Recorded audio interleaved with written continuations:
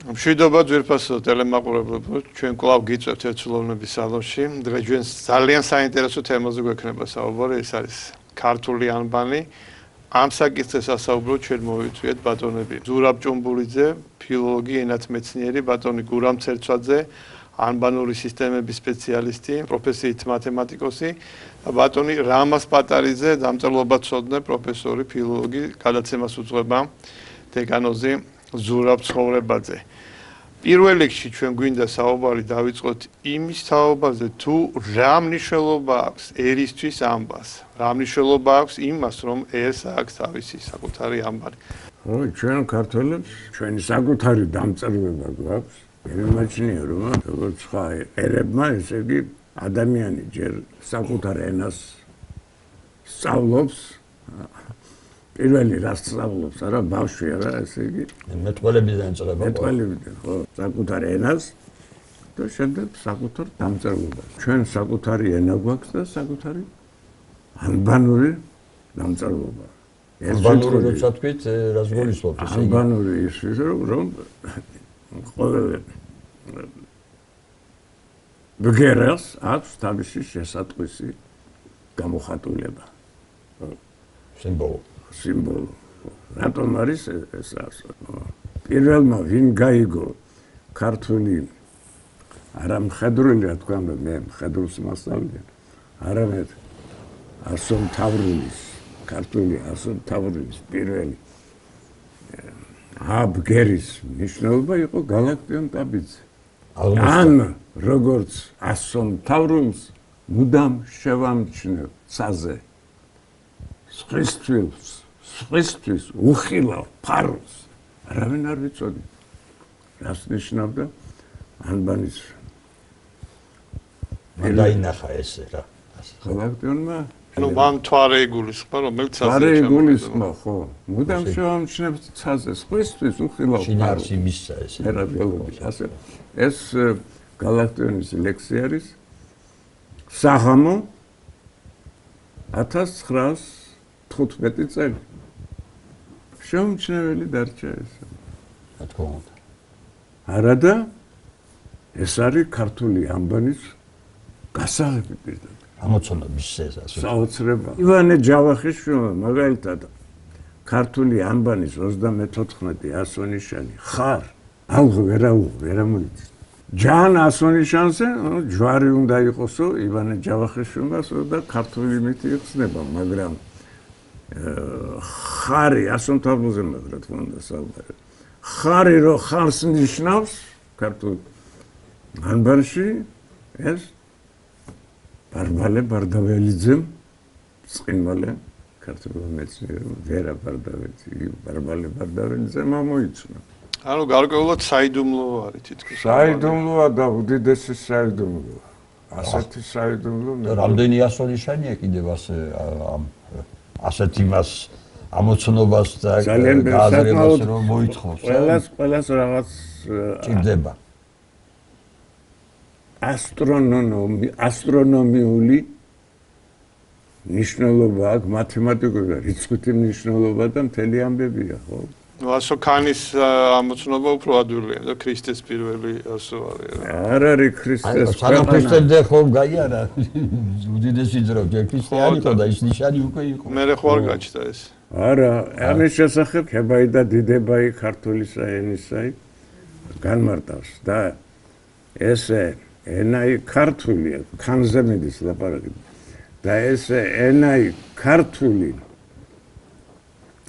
შემკული და კურთხეული სახელითა უფლისაითა. მანამდე არ ქო. მანამდე მისი მნიშვნელობა იყო უძველეს ხანაში, მისი მნიშვნელობა იყო ქვეყანა. ანუ ჯვარი. ჩრდილოეთი, სამხრეთი, აღმოსავლეთი, დასავლეთი 24 დღეღამის 24 საათი. ქვეყანა.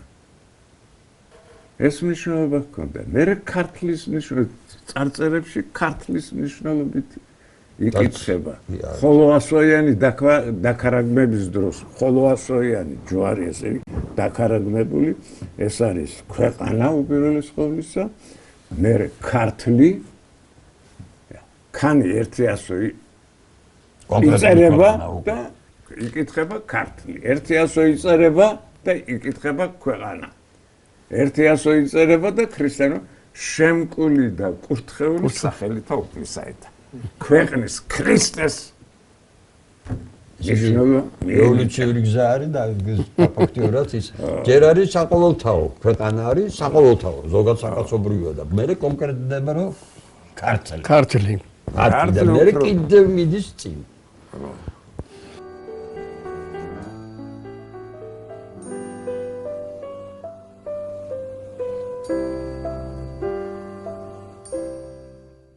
რაც მე ანბანები ვიცი 10 იწყება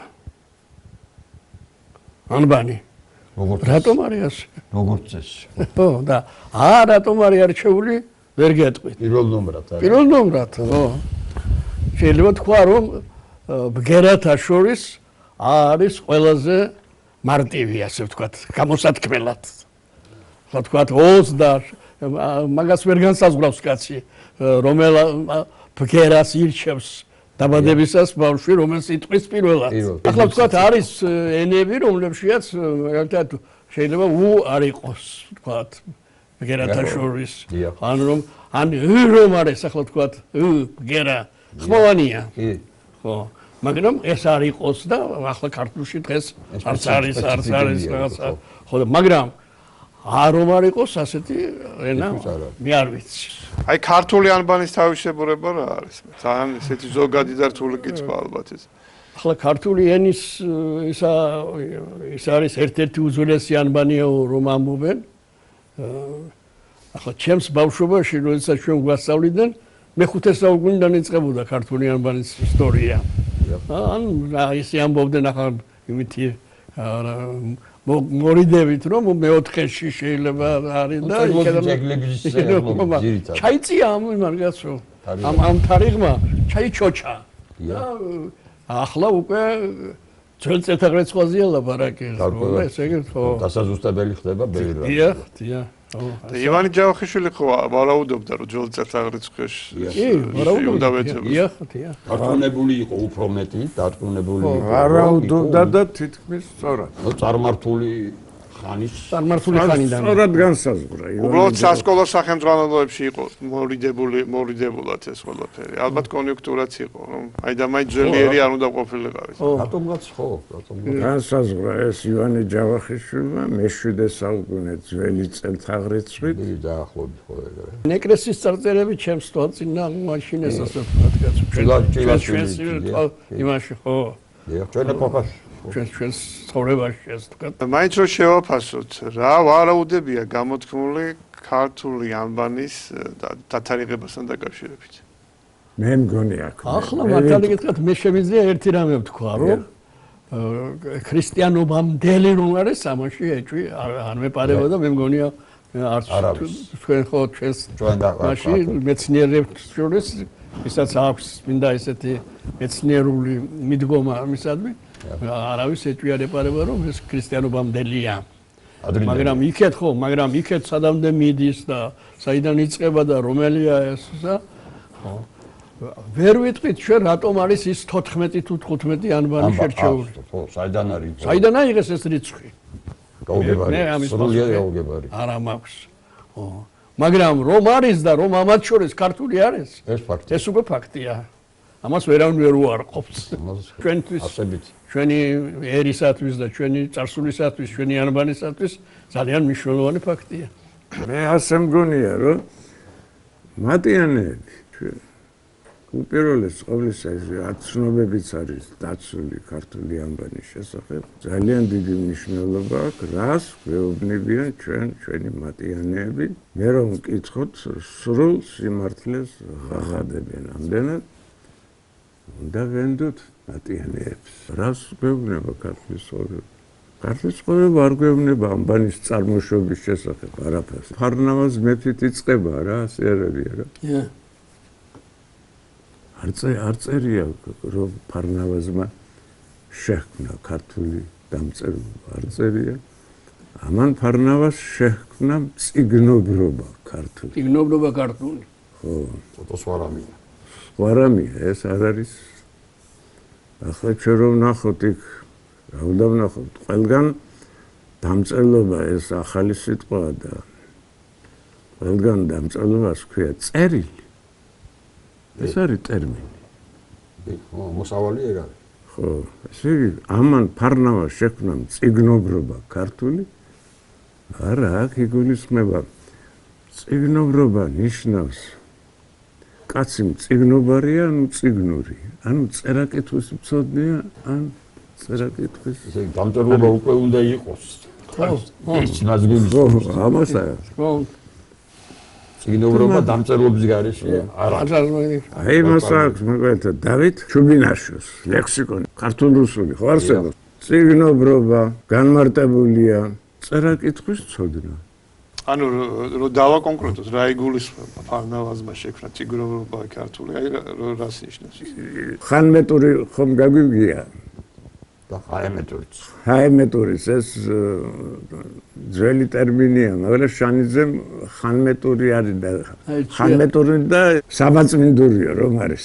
ია. ხო. ხო და ამის ანალოგიით შანიძემ მერცხური კილოს შესატყვეს იხმარა ჰაემეტური და ქართლის კილოს იხმარა ხანმეტური. ნუ მართლა ჩვენი უძველესი ქართულია, ანუ ქართლის კილო ხანმეტურია. ფარნავაზ მიერ შემოღებული ესე იგი. და ესე ფარნავაზ იყო პირველი მეფე ქართლსა შინა ქართლოსისა ნათესავთაგანი, ამან განავრცო ენა ქართლისა მაჩაბლისეულ და მარიამისეულ ხელნაწერებში, ამან განავრცო ენა ქართლისა ხანმეტური. ესე იგი, ხო. ამან განავრცო ენა ქართლისა და აღარ აიზრახებოდა სხვა ენა ქართლსა შინა თვინიერ ქართლისა და ამან შექმნა წიგნობრობა ქართული. ანუ იგულისხმება რომ ხანმეტური ქართული განავრცო. განავრცო ეს ხანმეტური ქართული. კონკრეტულად ეს. ესე იგი, შექმნა ხანმეტური ქართული, იმიტომ რომ ხანმეტური ქართული არ იხმარებოდა. შეიძლება და ახლა არისო. ხანმეტი არის პირველადი და არა ჰაემეტი. პირიქით, ჰაემეტია. პირველი ჰაემეტია? რა თქმა უნდა, იმიტომ რომ ის უფრო ძველია ჰაემეტური. აი ეს ადგილსაც დიდი მნიშვნელობა აქვს ამბავში, ამ ბანკში. ნერვეშ მე ადგილზე ზის და ჰექია, და? ჰაეკი არა, მერია, ხო და. ჰაემეტური დაამარცხა. აი ესე 35 ასონიშნიანი ქართული. ცენტრმა გადმოინაცვლა სამხრეთიდან ჩრდილოეთში. ხო. აზონი პირველი ისა მესხეთიდან წამოსულია და დაждდა გამოინაცვლა სახელმწიფო ცენტრმა. მე როგორც მათემატიკოს ასე მეჩვენება, ესე იგი, როგორც მათემატიკური სტრუქტურას და თუ ასე შევხედავ, ესე იგი, როგორც ამ ბანტრიგში გაწყობილ ამ სიმბოლოებს ქართულს, ხო? ჰაემეტურიც ასე ვთქვათ, წარმომადგენელი, თავარი, ასე ვთქვათ, მერვე ადგილზე ზის, მის კუთვნილ ადგილზე და ჰექმია. და ყველაფერი თავდება იმ ჯვარით. ჯანით, ხო? ესე 35 ასონიშნიანი პირველი ამბანი, ასე ვთქვათ. ჰაემეტური, იმაზრით რომ ეს არის ჰეგემონი, ხო? როცა ხო და აი ფარნავაზის, ასე ვთქვათ,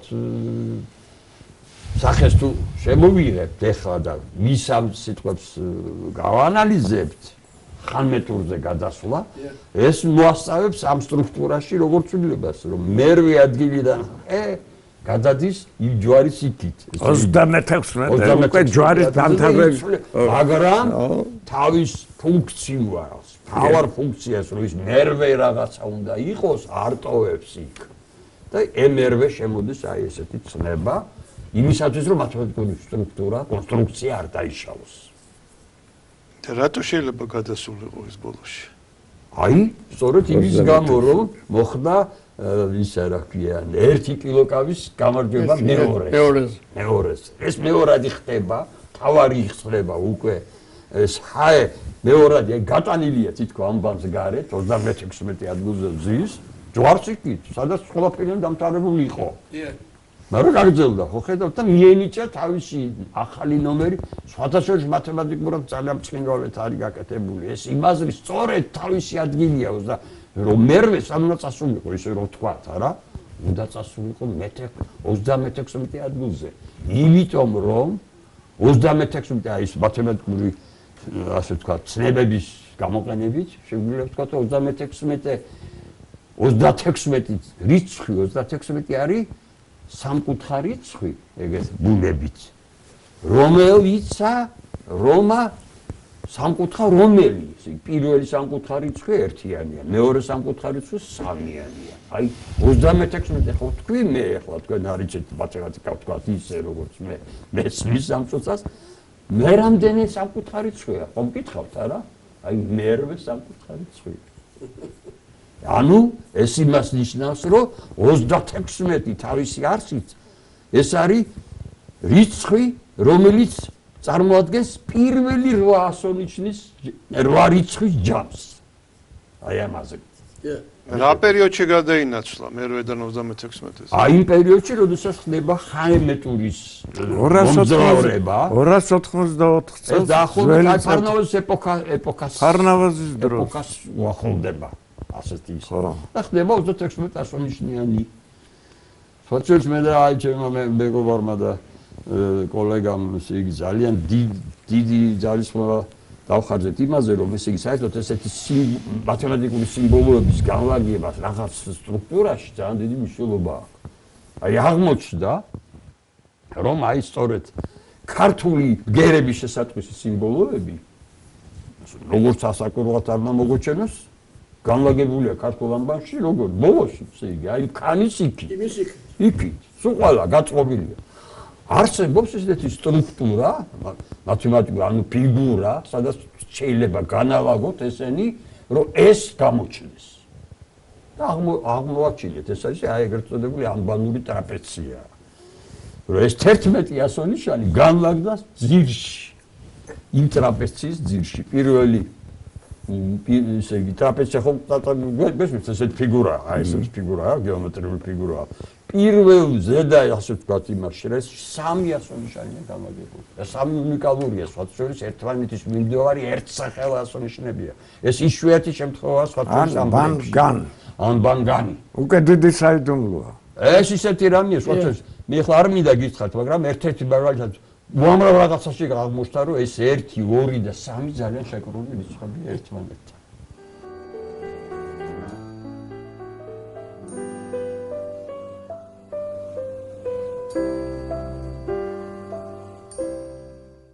აი აქ კიდევ ერთი საკითხი დგება, ესე იგი, საიდან წარმოიშვა ქართული ამბანი და სხვადასხვა მოსაზრებებია ამასთან დაკავშირებით. ხო, აქვს თუ არა წინამორბედი ან მე დავამთავრებ იმ როდის მოხდა ეს ცვლილება. ამის შესახებ გვაქვს პირდაპირ უწყება ამის შესახებ. აქამ წიგნობრობა დაიწყეს ქართველთა ქართული ხელნაწერში. კომენტარია გაკეთებული იმის და ამან ფარნავაზს შექმნა წიგნობრობა ქართული და განმარტება აქა წიგნობრობა დაიწყეს ქართველთა ქართული განმეორებული ესე იგი ეს იგულისხმება ხალმეტური და მითითებულია თარიღი ძველი წელთაღრიცხვის 284 წელი თარიღიც აგვაქვს როდის მოხდა ეს? ესე იგი 200 ძველი წელთაღრიცხვის 284 წლამდე ქართულ ამბანში იყო არა 36, არამედ 35 ასო ნიშანი. ეს საინტერესო ასოციაცია ჩდება რა მხრივ, რომ რიცხვი მერვე არის ბოლო ჟამის 7 კვირაში ხო 7-ია. და მერვე დღე როდის დგება? მერვე დღე დგება, როდესაც მეორედ მოსვლა არის. ანუ დღე მერვე, ამიტომ დღე ერთია მერვედან ბოლოში რო გადავიდა, თითქოს რაღაცა შეიძლება ესე უცბად ესეთი ასოციაცია გამიჩნდა, რომ დაფიქსირდა ის, რომ ეს მერვე არის ბოლო დღე. ბოლო დღე, რომელიც გაგრძელდება მარტივად. მაგრამ ეს ისეთი ძალიან ვოლუნტარისტული ასოციაცია. გასაგები არა, მაგრამ არის. ან გან მე მოდის დონ. ერთი სისტემის ის არის, ესე იგი. დანი რატო არა? ან on, en, in სისტემა. დიახ. და ამაზე აგებული მთელი სისტემა ქართული ანბანის სახელდების, იმიტომ რომ თქვათ პირველი ან, ბან, გან სამების პრინციპია. მერე ჩემო ბატონო ან დასაწყისი შუაგული ჟან, რასაც ამას ძალიან დიდი მნიშვნელობა აქვს და ჯან. სამი ანით არის ან ჯგუფიდან არის? ან ჯგუფიდან. ახლა ჩემო ბატონო ჟან არის ცენტრი და განმარტება ან პირველი ასონიშნისა. ახლა რა შეასახმე?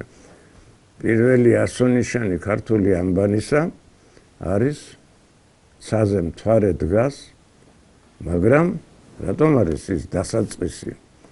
ესე იგი ზემოთ ხაზი უნდა ნიშნავდეს ცას და ცაზე მთვარე დგას, მაგრამ მთვარე ცხრალია, ამასაც აქვს ნიშნულობა. არა ახალი მთვარეა. ცხრალი. არამედ მცხრალია. მაგრამ იგულისხმება თუ რაკი მთვარის მოძრაობა ვიცით, ახალ მთვარიდან დაწყებული მე-15 დღეს ჩემო ბატონო მთვარე მიაღწევს ცაზე მოძრაობის ზედა ზღვარს, რა? კულმინაციას. ნუ ახლა კულმინაცია ზღრულ მაქსიმალურ თავის. ანუ მთვარე კულმინაციაშია. თუ კულმინაციაშია შუაღამია. როცა რომ უნდა ახალ მთვარეობიდან იწყება ეს მოძრაობა, ჩემო როცა მთვარე შედის ჩემო ბატონო გაზაფხულის ვერძის ზოდიაქოში, აქედან დაწყებული მთვარის მოძრაობა მიაღწევს ცაზე უმაღლეს წერტილს, ესე განსაკუთრებულ ზემო კულმინაციაში, ასე ვთქვათ. მიაღწევს ზედა ზღვარს ცაზე მოძრაობისას და ზუსტად 12 საათს უჩვენებს. ექსტრემალური წერტილია. ექსტრემალური წერტილია. ხო. და ამავე დროს კვეთს მერიდიანს. აი ეს ამას აკეთებს ჟან. განმარტავს პირველი ასონიშანის განმარტება.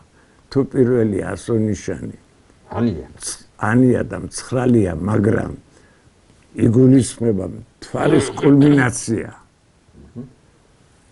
მაშინ ჩემო ბატონო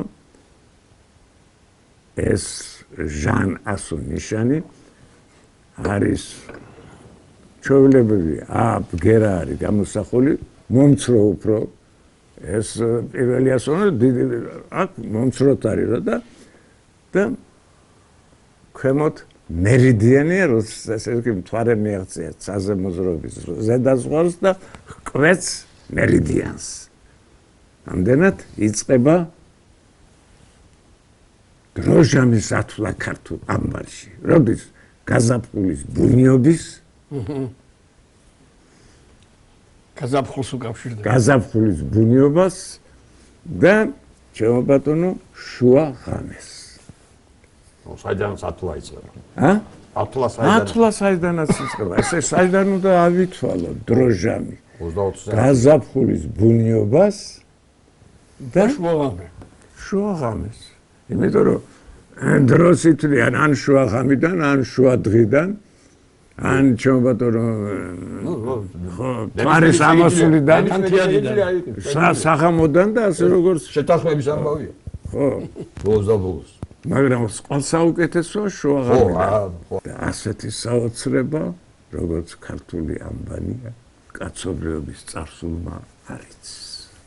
ასეთია ჩემი აზრი. ჩვენ დავსვით ეს საკითხი. არსებობს სხვა ვარაუდები, რომ საიდან გაჩნდა ქართული ანბანი და ზოგი ვარაუდობს, ეს ფინიკიურიდან არის, ზოგი ბერძნულიდან. აი როგორც მე და ბატონო ამაზე ხშირად ბოლო პერიოდში განსაკუთრებით ამას ტიტულადღებას ვახსენებ, თვითონ ფინიკიურის მიმართ გაჩნდა ჩვენს იმაში მუზეუმში კითხვა, საიდან ფინიკიური, რატომ ფინიკიურიდან იწყება ყველაფერი? ესეც კითხვის ქვეშ არის ჩემთვის მაგალითად ასე დარჩა. ძალიან, ესე იგი დღეს გამოკვეთილად არ ჩანს, ესე განსაკუთრებით, როდესაც გავერკვიეთ ან ვერკვევით რა არის ამბანური დამწერლობა. იმიტომ რომ მაგალითად მე უკვე ხედავ რომ არის წყაროები, სადაც მაგალითად არ ჩანს რომ ფინიკიური სწორედ ამბანური დამწერლობა არ ჩანს. აი ეს რიცხვითი მნიშვნელობები არის თუ არა ის რეალურად არ არის ვერ დაამტკიცებთ რა. ნათელი არ არის. აი რაც ქართულის მიმართ ნათელია აქ არ არსებობს ესე იგი. იქ აი აქვს იმას რიცხვითი მნიშვნელობა თუ არა აქვს. ეს უკვე ნიშნავს რომ ის ამბანური დამწერლობა ჯერ არ არის. ამიტომ ესეც გასარკვევი გახდა. ანუ ეს აუცილებელი პირობაა რომ ასონიშას რიცხვითი მნიშვნელობა ქონდეს. რა თქმა უნდა. ესე იგი ეს უდიდესი ადამიანი საერთოდ ესე იგი მე ასე ვხედავ კულტურა როგორ იწყება მეტყველებას იწყებს ადამიანი. ერთ-ერთი ისეთი ინტელექტუალური ნაბიჯი მის მასში აზროვნებაში იქნება თუ მეტყველე რომელიც მეტყველებაში გამოჩნდება და აისახება ეს არის თვა. ადამიანი ელემენტარულად იწყებს თვით ყველა. თვას აუცილებლად სისტემა გააჩნია. ესე იგი რა არის ფუძე თვლის და ქართულ ასომთავრო ამბავში ესე იგი ეს არის განხორციელებული უწყინვალესად იმაზრით რომ განხორციელებული თვლის არაპოზიციური ეს ათობითი სისტემა. ათობით ოცობით უფრო ზუსტად ვიტყოდი მე. მაგრამ ათობითი სისტემა ეს ფუძე არის თვლის 10 მაინც. თავარი, მაგრამ ჩვენ მეტყველებაში ეს 20-ი პირდაპირ აკიდებული მოხდა რა. 10-20 მოყვება. რას ნიშნავს ათობითი სისტემა? ათობით ეს იმას ნიშნავს რომ თქვენ გაქვთ. ესე იგი თქვენ სისტემაში თქვენს ასე ვთქვათ რესურს თვლის სისტემის რესურს წარმოადგენს ერთეულები. რამდენი ერთეული? რატომ თქვი ათობითი, ესე იგი 9 ერთეული. 9 ერთეული, დანარჩენი უკვე 10 ათეული. 9 ათეული. 9 ათეული, 9 ასეული, 9000-ეული და ასე შემდეგ. ეხლა თქვენი ასე ვთქვათ ამბლის სიგრძე გასაზღვრავს თქვენი სისტემის ასე ვთქვათ სიმძლავრეს. როგორიც არის. აქ ამ სისტემაში წუთში დაიწერება ესე იგი ნებისმიერ და როგორ დაალაგდება ერთეულებად ამ თვლის სისტემის თვალსაზრისით ასონიშნები სიმბოლოები ბგერების შესატყვისი სიმბოლოები დაალაგდებიან ერთეულებად ერთეულების გამოხატული სიმბოლოები გვექნება ათეულების გამოხატული სიმბოლოები გვექნება და დაალაგდება ეს ჩვენ გვაქვს ეს ასე აღიარებული მაგრამ რატომ ხდება ასე რატო ხო და ეს იმდენად მოწესრიგებული ამ დროს სხვა სისტემები მე მინდა გითხრათ აი იგივე ბერძნული რომელზეც ამ ბევრი კითხები დასვა პირდაპირ დღესვე ჩანს იქ გამონაკლისებია არ არის ესეთი გაწყობილი კაცო არ აქვს მიწერილი იმას სიმბოლო აი კონკრეტული ადგილი და იმან დაარღვია სისტემა ახლა მე არ ვლაპარაკობ ჩვენი როგორია ამიტომ გამოიწვია იმა რომ ჩვენ მაგალითად სხვა ჩვენი ამბანური სისტემა მიბმული არის ქართულ ქრონოლოგიურ სისტემებთან. ჩვენ გვაქვს ათვლის აი წელთაღრიცხვების სისტემა. ვებსის სხვა ერებს არ აქვს, გასულ. ეს ქრონიკოს. ანდა სულ ცალკეა, აი მაგალითად ბერძნული სისტემები იქ ალექსანდრიული ასე ამბლებთან მიბმული არ არის. ჩვენი მიბმული ამ ჩვენ ამბებთან. ევოლუცია ეს 10 თითი რომ აქვს. აბა ადამიანს და განსაზღვრულია ეს ეს თავისთავად ამიტომ ყველაზე ისეთი ათობითი გაჩნდა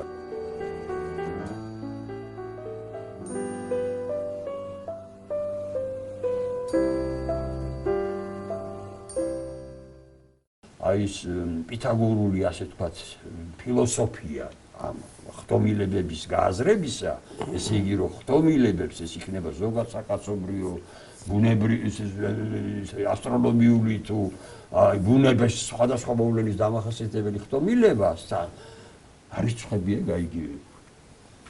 ისინი მათი ფილოსოფიური ხედულობა იმაში მდგომარეობდა რომ ისინი სამყაროს სწავლობდნენ რიცხვების საშუალებით როგორ მიაწერდნენ რა ყოველ ხტომილებას რაღაც რიცხვს. ესინი ამბობდნენ რა თქმა იმ ხტომილების სწავლა მე ხო მივაწერი მას ეს რიცხვი. აი ეს რიცხვი შევისწავლო, მე ეს რიცხვი გავშიფრო, გავიგო, გავიაზრო, მე იმაზე წარმოდგენა ექნება. აი ეს იყო მათი ეს ჩანს ქართულ ასე ვთქვათ აი ამ ჩვენ ქართულ ამბანურ სისტემაში და აი მის მიერ ასე ვთქვათ გაჩენილი ქრონოლოგიური სისტემები, რომლებიც ჩვენ გვაქვს, ეს ქრონიკო, რომელიც ძალიან დიდხანს ცოცხლობდა, ასონიშნებით, ესე იგი თავისუფლად მოდიოდა. დასაბამი რატო გვაქვს ჩვენ ესეთი და არა ესეთი, ესეც იხსნება ქართული ასეთი მიდგომებიდან და არაფერთან სხვებთან არ არის დაკავშირებული. აი არსებობს. ამიტომ ვერ ვიტყვით რომ ბოდიში ის გადმოღებულია საერთოდ. აი მარტო ესეც საკმარისია. სრულიად დამოუკიდებელია პირიქით ესე იგი აიღოთ მაგალითად სომხოვიც. სომხების მაგალითად დამსახურება მაგალითად ბერძნული ქრონოლოგიური საკითხები იმდენად ზერელედაც თუნდაც იყო გაკეთებული ძირითადად სომხები აგროვებდნენ და წესრიგში მოყავდათ. მაგრამ საკუთარი სოფლობა ვერ შექმნეს. არა აქვს და სულ ბევრი მეებში მატიანები. არა, მითითება კი არის. მითითებები არის, კი, მაგრამ ძალიან მოკლე პერიოდზე და ამბობენ აი ჩვენ მეზობლებს ეს აქვს და ჩვენ რატო არ აქვს. აი მითითება, ჩვენი ქართული მითითება ასეთია, ცნობილია ის. შარაძის მიერ, გურამ შარაძის მიერ არის ეს ხელმეორე მიკვლეული ეს შემეცნებათა მატიანე, ქართული შემეცნებათა მატიანე. რა წერია ეს როგორც ჩანს ეს ერთგვარი პასუხია ქართლის ცხოვრების ამ უწყებაზე ფარნავაზის შესახებ, რომ ამან ფარნავაზს შეხვდა წიგნობრობა ქართული. აი ეს შემეცნებათა მატიანი ამბობს, არა უწიგნონი იყვნენ ქართველნი, უწინარესთა ჟამთაცა შინა ვიდრე ფარნავაზამდე. წერდნენ იგინი უხუცესთა წერილითა. ესე იგი ქურუმთა მათ, რომელთაცა ხევის ბერთა და უხუცესთა უხმობენ. იგინი იყვნენ კერპთა მღვდელნი და მემსხვერპლენი ერისანი ღმერთთა მიმართ, მადლობით რისშია წარმართული ხარ. ღმერთთა მიმართ უხუცესთა წერილი, ესე იგი ქმნილარს წერილისაგან ებრაულისა და ქალდეურისა და მსგავსა არიან ასოთა მათ და ჩვენი ხუცურნი. ანუ ქურუმთა ქართული დამწერლობის ასო-ნიშნები, ესე იგი რაღაც კავშირშია ებრაულ და არა მაგალითად ფინიკიურ. ესე იგი მთელი ჩემი წიგნი ფინიკიურზე რო უთითებდი, არ გამოდგა სწორედ და ებრაული კი არის. აი ებრაული არის. ქართული და ებრაული დაემთხვა ერთმანეთს.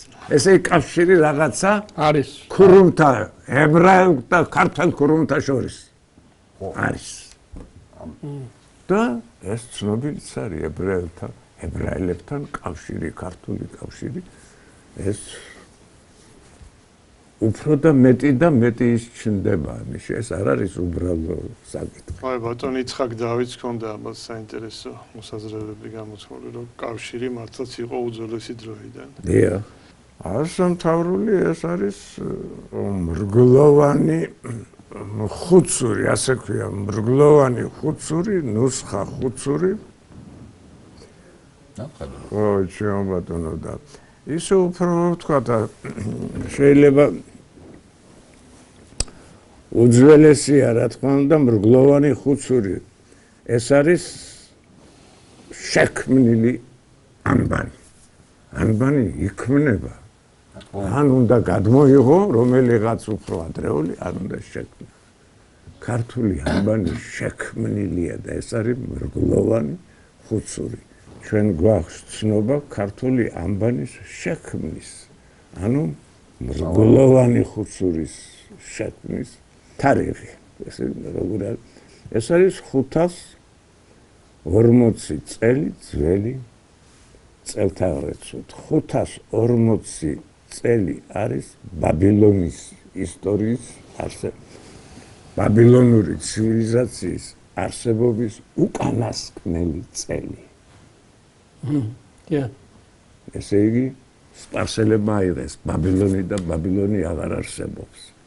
და 540 წელი მითითებულია როგორც თარიღი საქართველოში როგორც კალენდარული წელთაღრიცხვის შემოღების ანუ შემოღებული იქნა ქართული ანბანი, ქართული წელთაღრიცხვა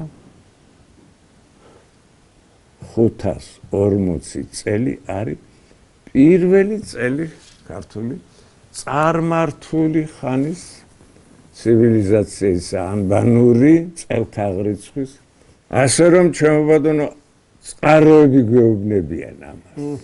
ეს იმას არ ნიშნავს რომ განსახილველია. რა თქმა უნდა. როდესაც ასეთი საოცრებების ზოგიერთ უნდა ვირწმუნოთ ამას ვერ გამოიგონებ ეს მათემატიკურ სიზუსტეებთან ასეთი დოკუმენტი არსებობს და უსხახუცური ქრისტიანობამდე იყო რა თქმა უნდა რა თქმა უნდა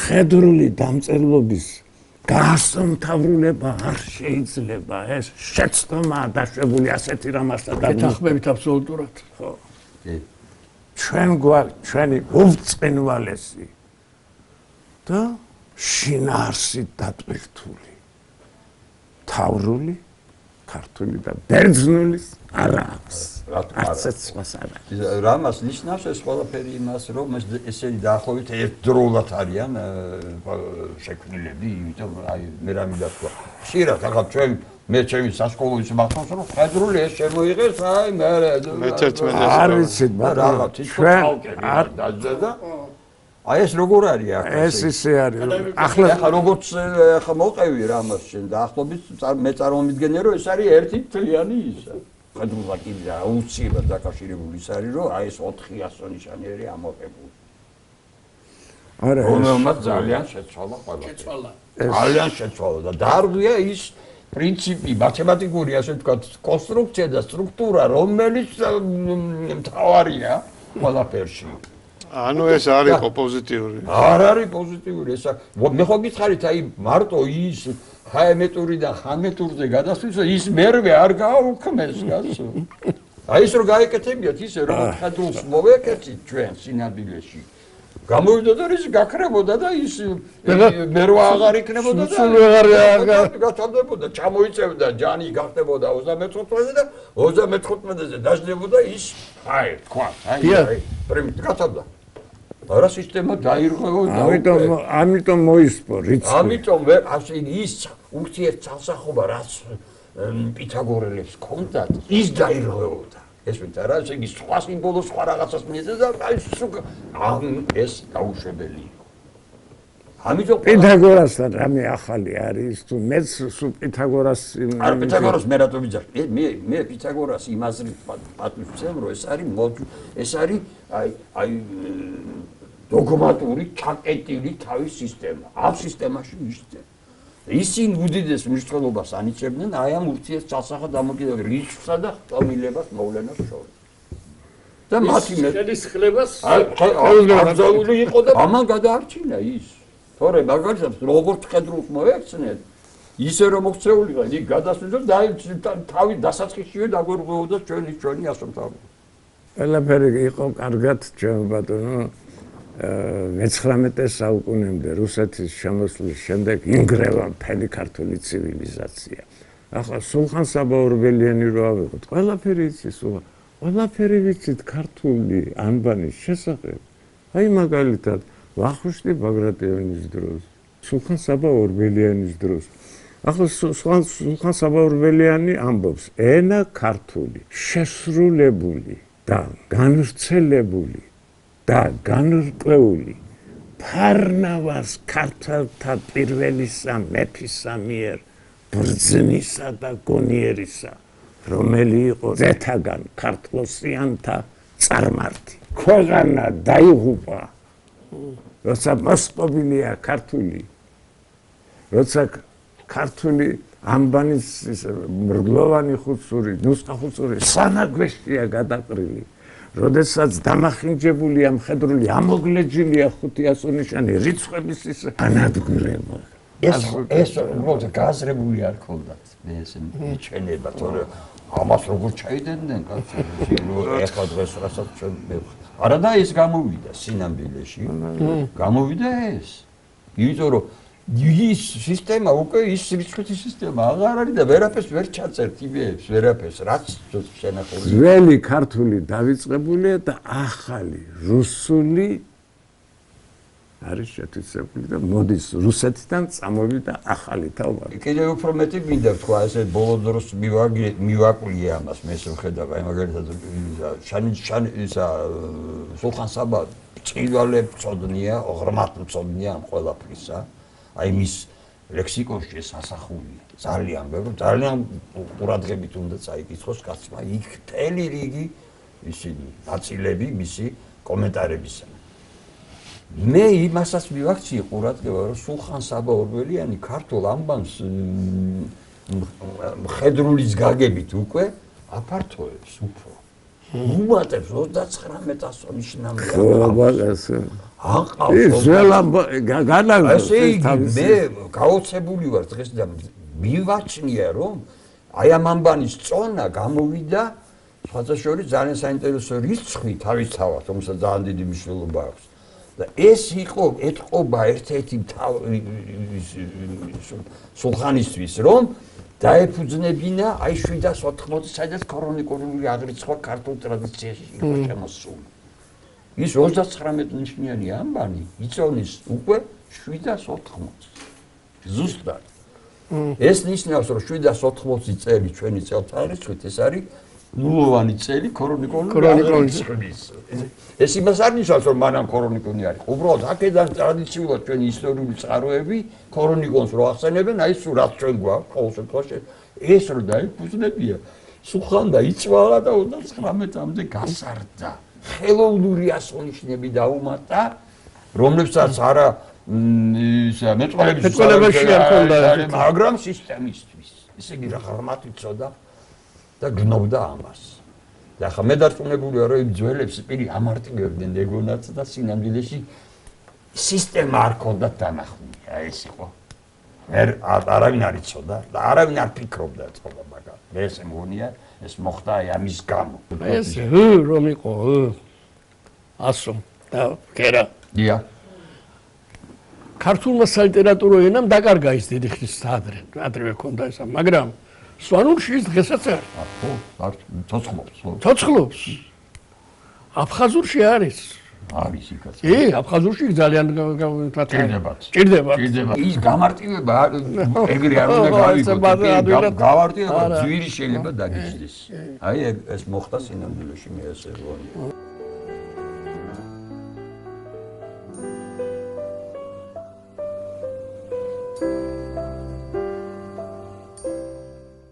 ყველაფერს ძალიან საინტერესოა ეს ჩვენი საუბარი და ეს თქვენი დაკვირვებანი ამ ანბანზე რაცაც თქვენ გძანებდით ძალიან მნიშვნელოვანია ძალიან და მისი დომა ჩვენ ვინმეს შეიძლება თუ არა მე ძალიან მეეჭვება ეს რაღაცა ღვთაებრივი ის არის ამაში ძალა და იმის უნდა მიენდო ასე ვთქვათ და აღიარო რომ ეს ასია და რატომ და როგორ და რა მოხდა ეს უკვე ჩვენი ისეთი საგანძურის მემკვიდრეები ვართ სინამდვილეში რომელსაც ასე ვთქვათ დიდი არა თქო რუდუნებით მოფრთხილება და ისჭირდება არამედ ძალიან ღრმა კვლევა ჭირდება ისეთი მე მაგალითად მინაჩნია სულხან-საბა ორბელიანი პირველ რიგში სულხან-საბა მართლაც ძალიან დიდი ღრმა ცნობება აღმოჩნდა მე ესე იგი იმ ლექსიკონში ჩააქვსო ყველაფერი მაგრამ იმდენი ცოდნათი კომენტარების საშინი დაურთო რომ მე მგონი დრო არ იყო თუ ესე იგი თან სწრაფად არ ნაკეთები იქ სულ მითითებული აქვს თარიღები და სულ ყველაფერი მითითებული აქვს ქრონიკონებში სხვადასხვა სულ გაჯერებული აქვს როგორი განათლებული კაცი იყო საწყალი იღწოდა ეძებდა რომ ეს ქართული კულტურა და ეს ყველაფერი რაღაც ნავსაყუდელში მოექცია. ეს მატიანები იმდენად ამის უარყოფა და საერთოდ მატიანების უარყოფა ეს ისეთი სიზუსტეებით არის გადმოცემული ქართულ მატიანეებში და ქართულ წყედებში და ქართულ ამბანში რაც მთავარია ეს ქართული ამბანი ეს არის საოცრება მე რომ მკითხოთ აღარ შევიკავებ თავს ერთადერთი ამბანური დამწერლობა იცის კაცობრიობა ეს არის ქართული ამბანი ეს არის მზის 128 წლიანი ათვლა დრო ჟამისა უზუსტესი ათვლა რომლის მსგავსი კაცობრიობამ არ იცის ესე იგი მზის კალენდრის 128 წლიანი ციკლი მიგნებულია ევროპულმა ცივილიზაციამ მე-19 საუკუნეებში მიაგნო იმ მზის კალენდარს რომელიც დადასტურებულია ძველი წელთაღრიცხვის მე-6 საუკუნის ქურუმთა ქართულ ამბანში ეს ევროპაში ცნობილი გახდა მე-19-20 საუკუნეში დადასტურდა რომ 100 აი ეს მინიშნება 100 1000 წლის სიზუსტის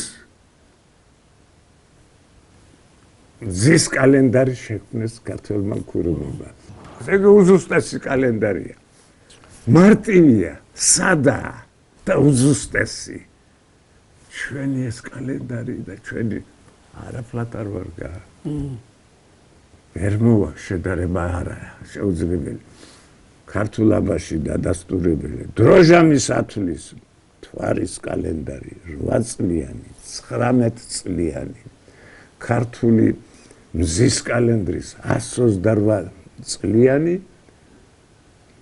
ჩაობატონო მზისა და მთვარის დაბნელებების რამდენი საროსი სამკეცის საროსი მზისა და მთვარის დაბნელებების ესე იგი პერიოდები ქართული ანბანი არის ჩაობატონო დროჟამის ათვლის